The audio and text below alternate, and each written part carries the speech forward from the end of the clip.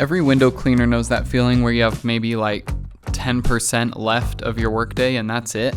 But instead of feeling hopeful about it, you feel like you're never gonna finish. And while this is normal for a day here and there where it's especially heavy or you're tired or you didn't have time to eat, if you're experiencing it every day, that's a problem. And it's called burnout. Being a window cleaner and business owner was never really on my radar growing up. But in March of 2021, I was dating this girl and things were getting pretty serious. I loved my job at the time. It was kind of a high passion but low pay situation. And given the direction that my girlfriend and I were heading, I started cleaning windows to financially support my future family. I remember being so tenacious about the work. Like, I had that dog in me. My hunger for success was just massive.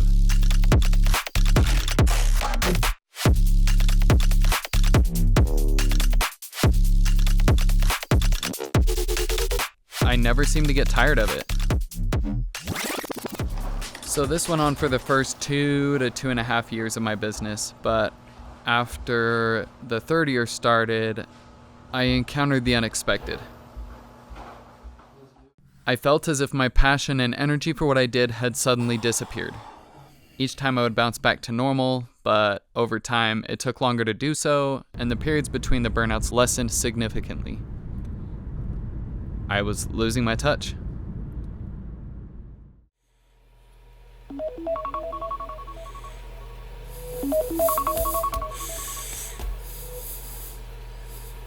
Don't be afraid of the dark, be careful with stars. Not every light is gonna guide you, baby. Don't let them rain on your spark. Keep it close to your heart.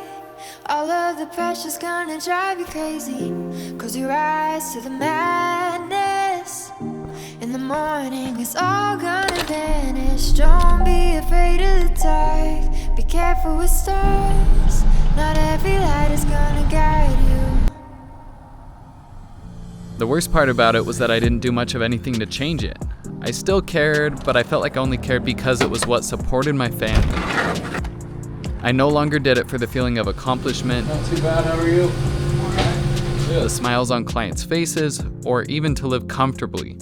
I went into this mode of minimal effort until near the end of 2025.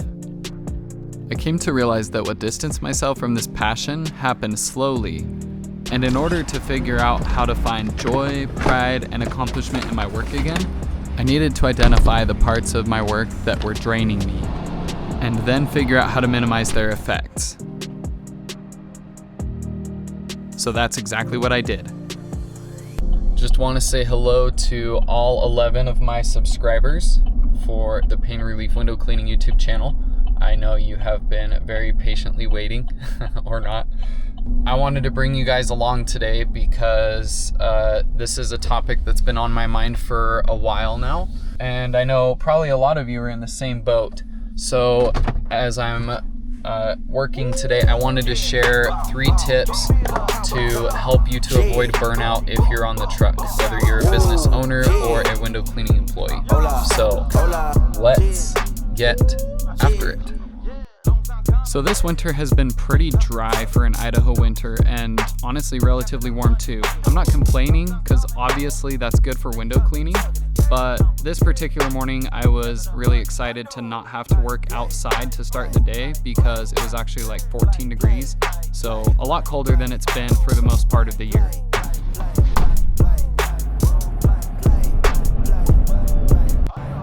Long time coming, black on the bottom of my feet from running, cataracts under my eyes from hustling, going from buying and selling to customers, run up the business, God is my witness, sun up to sun up from Monday to Sunday, we maxing our limits, my mind running like Tom Cruise on an action movie, moving a mission, they say that I'm tripping, I've been told I need a vacation, I'm finessing a visit, first class, my feet up high in the air on business, yeah, travel this city, your city ain't working, it's all for nothing, she told me don't let up, it's on us to make it, it's on us to crush it, now it's gonna take some. Let's talk about not overloading your schedule.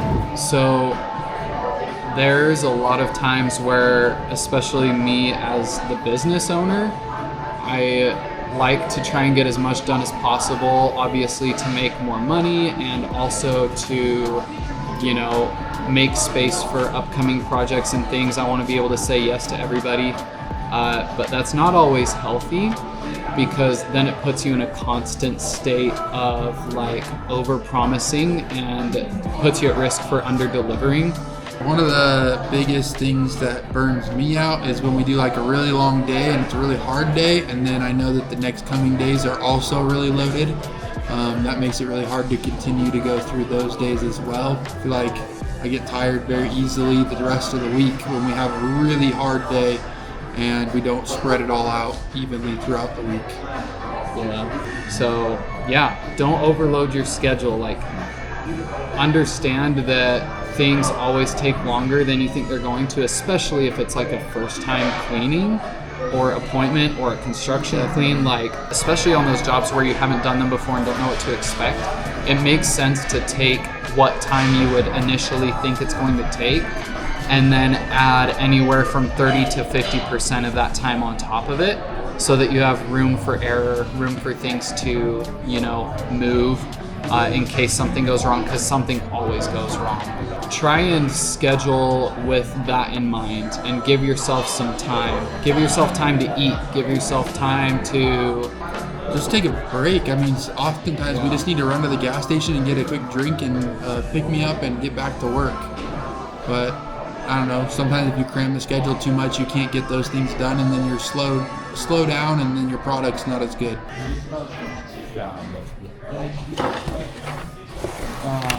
That's what I'm talking about. Heaven on earth. That was hot. Are you happy? Yeah, but that looks hot. That John is steaming. So we clean the windows at this place, and has world-renowned pizza, literally, in a small town in Idaho. So pretty lucky. You know what's good? When you don't even blink at eating half a pizza. As we drove to our last job of the day, the weather turned and it got pretty cold, but the weekend was waiting and we were ready for it.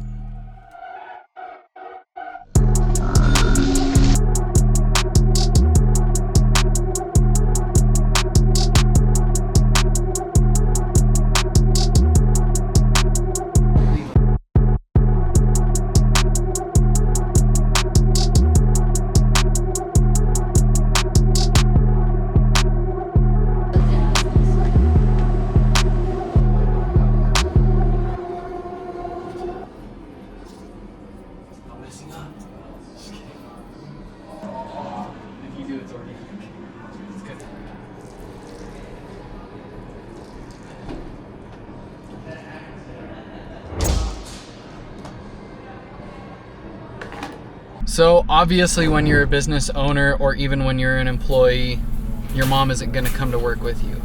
What am I getting at? Well, you have to keep your space organized and clean. And I'm not saying that from a place of superiority, like that's always what we've done, because far from it, actually. I spent 2.5 hours the other day just getting it cleaned out and organized. I think the fact that it's on our list of tips to avoid burnout says a lot about how much it can do for your mental state at work. Like, I think an unclean and unorganized vehicle is probably one of the biggest reasons why I don't even want to go out and start work. Yeah, I think when your truck is clean, it's less frustrating throughout the day because it's easier to get to things, it's easier to find things. And when you get frustrated, that's when you start getting a little bit annoyed with work, and then it gets harder. And nobody likes to go to work and be frustrated all day.